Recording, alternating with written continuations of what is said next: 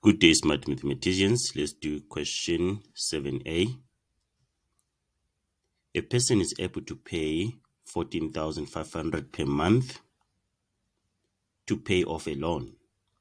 The bank offers the person an interest rate of 12% per annum compounded monthly. What is the maximum loan that the person can get from the bank if it needs to be paid back over a period of 20 years? So we want the maximum loan amount that the person can get over a period of 20 years. This is an annuity, is paid per month, so they are monthly installments. So it's an annuity. And since it is a loan, then it means that we have to use the present value formula. Okay, so we're using P is equal to X, then 1 minus 1 plus I to the power negative N over I. The P, that's the loan amount we want to find.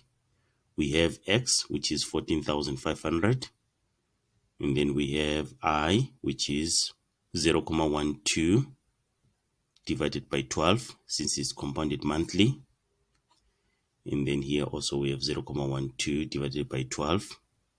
And it's the number of payments that are going to be done.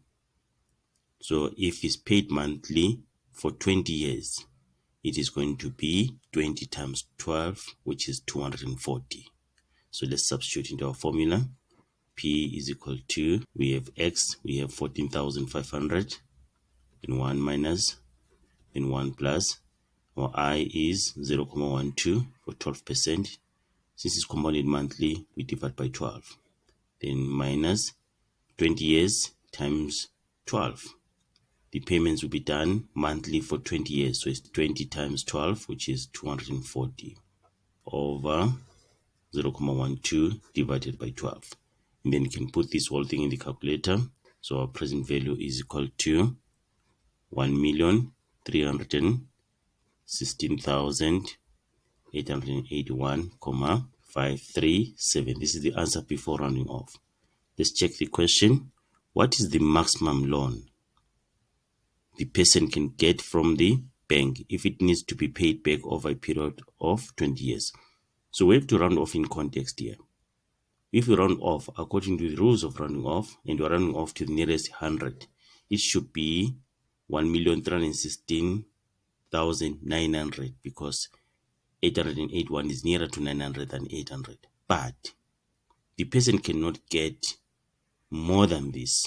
So the maximum that the person can get will be what? 1,316,800. Okay, we are rounding off in context here because the person cannot get more than this. The money that the person can get to the nearest 100 will be this amount.